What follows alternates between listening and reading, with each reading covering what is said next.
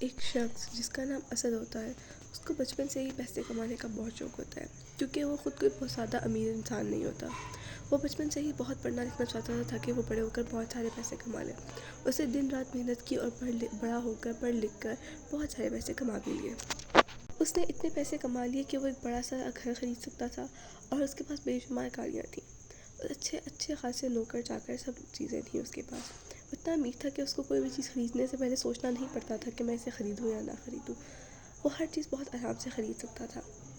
وہ ہر سارے پیسے اپنے گھر والوں پر لٹاتا اور سارے استعمال کرتا، مگر وہ کبھی کسی ضرورت مند کی مدد نہ کرتا۔ اس کا یہ خیال تھا کہ ہر انسان کو اپنے لیے خود پیسے کمانے چاہیے۔ جب بھی کوئی ضرورت مند اسے پیسے مانگتا تو وہ اس کا مذاق اڑاتا اور اس کو کہتا کہ تم اپنی محنت خود کرو، میں نے اپنی محنت سے خود کمائے ہیں، میں تمہیں ایسے کیسے پیسے دے سکتا ہوں، تمہیں چاہیے تم اپنے لیے خود محنت کرو۔ اور پھر اس کا مذاق اڑاتا کہ لو، تم تو اتنے سالوں سے محنت کر رہے ہو، تم تو آج تک پیسے نہ کما سکے۔ جو شخص محنت کرتا اس کے بارے میں اس کا یہ خیال ہوتا۔ اس کو بہت غرور ہونے لگ گیا تھا اپنے پیسوں پر۔ وہ سوچتا تھا کہ میں نے ہی جو کما لیا ہے، اب کوئی اور کچھ کر بھی نہیں سکتا، بس میں ہی ہوں جو امیر ہوں۔ اور وہ کسی کو اپنے پیسے دینا پسند بھی نہیں کرتا تھا، نہ وہ کسی کی مدد کرتا تھا اور نہ ہی وہ کسی کے بہت ضرورت کے وقت میں کام آتا تھا۔ اس کو صرف اپنی عیش و آرام سے ہی غرض تھا اور اس کو کسی چیز سے کوئی لینا دینا نہ تھا۔ اس کے گھر والے، اس کے ماں باپ اس کو بہت سمجھاتے تھے کہ اسد، ایسے نہیں کیا جاتا۔ اگر تمہارے پاس پیسے ہیں اور اللہ نے تمہیں اتنا نوازا ہے تو تمہیں دوسروں کی مدد کرنی چاہیے۔ مگر اس کے بعد کبھی بھی سمجھ نہ پاتا تھا۔ وہ سمجھتا تھا کہ وہ بالکل ٹھیک کہہ رہا ہے اور وہ بالکل درست ہے۔ وہ اس بات کو کبھی سمجھتا ہی نہیں تھا کہ کسی کی قسمت میں ہو سکتا ہے اتنے پیسے نہ ہوں، کسی کی مدد کا وسیلہ تم نے ہی بننا ہو۔ مگر وہ کبھی بھی یہ نہیں سمجھتا تھا۔ وہ کہتا تھا کہ اگر میں نے خود کمایا تو باقی بھی خود کمائے۔ وہ شدید ضرورت کے وقت بھی جو لوگ ہوتے تھے ان کی مدد بھی نہیں کرتا تھا۔ اس کو لگتا تھا کہ میں کسی کو پیسے کیوں دوں، ہر بندے کو اپنے پیسے خود کمانے چاہیے۔ بچپن میں میری مدد تو کسی نے نہیں کی، جبکہ وہ یہ بات نہیں جانتا تھا کہ اس کے ماں باپ کی بھی بہت لوگوں نے مدد کی تھی۔ وہ ہر ایک کو یہ کہتا تھا کہ بس اب میرے پاس پیسے ہیں اور بس اب میں ہی سب کچھ کر سکتا ہوں۔ اب کوئی بھی نہیں ہے جو میرے سے پیسے چھین سکتا ہو، اور میں چاہوں تو میں کسی کو دوں ورنہ میں نہ دوں۔ اور پھر وہ کہتا تھا کہ میں بالکل نہیں چاہتا کہ میں کسی کو یہ پیسے دوں۔ ایک دن وہ اپنے آفس جا رہا تھا۔ آفس کے سامنے آ کر بھی رکتا ہی ہے، گاڑی سے نیچے سے اترنے سے پہلے ایک بچہ اس کی گاڑی کا شیشہ کھٹکھٹاتا ہے۔ جب وہ شیشہ نیچے کرتا ہے تو وہ اسے کہتا ہے کہ میں نے آپ کی گاڑی کے شیشے صاف کرنے ہیں۔ تو وہ اسے شیشے صاف کرنے کی اجازت دے دیتا ہے۔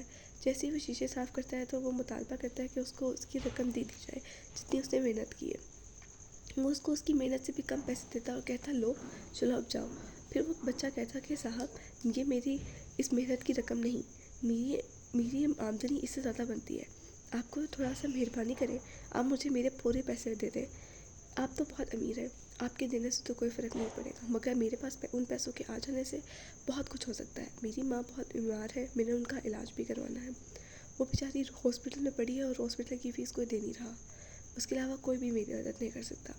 اسد آگے سے اسے بہت ڈانٹتا ہے اور اسے کہتا ہے کہ تم اب مجھے اب جھوٹ کہو گے اور کہانیاں گھڑو گے تو تمہیں لگتا ہے کہ میں تمہیں پیسے دے دوں گا، ایسا ہرگز نہیں ہوگا۔ یہ تمہاری غلط فہمی ہے کہ میں تمہیں پیسے دے دوں گا، میں تمہیں کسی بھی صورت کوئی پیسہ نہیں دوں گا۔ میں نے تمہیں جتنے پیسے دے دیے ہیں تم شکر کرو میں نے اتنے بھی دے دیے ہیں، ورنہ میں تمہیں یہ بھی نہ دیتا۔ تمہارا کام ہی کیا تھا؟ تم نے کوئی بہت بڑا کام کیا ہے؟ ذرا شیشہ ہی تو صاف کیا ہے، اس پر بھی اگر میں تمہیں چند رقم دے رہا ہوں تو تم شکر کر کے اس کو رکھ لو۔ مگر اس نے سب کچھ یہ کہا، لیکن اس بچے نے سب کچھ سنا اور وہ وہاں سے مایوس ہو کر چلا گیا اور اس نے کہا کہ صاحب، آپ اپنے پیسے کا غرور مت کیجیے، یہ کوئی اچھی بات نہیں۔ اور وہ یہ کہتے ہی چلا گیا وہاں سے۔ پھر اس کو بہت غصہ آیا اور وہ بڑبڑانے لگا کہ یہ اب مجھے بتائے گا کہ مجھے کیا کرنا ہے اور کیا نہیں۔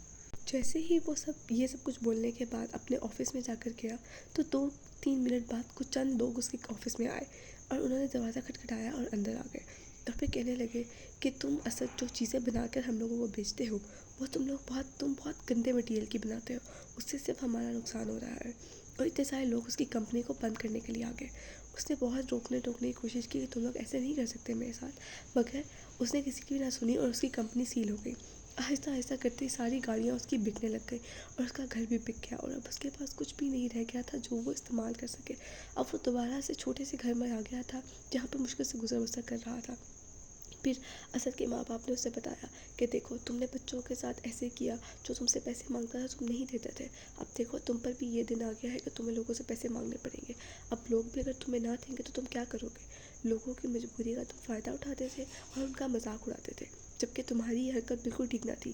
میں نے اور تمہارے والد صاحب نے تمہیں بہت سمجھایا کہ ایسے مت کرو، مگر تم نے ہماری ایک نہ سنی۔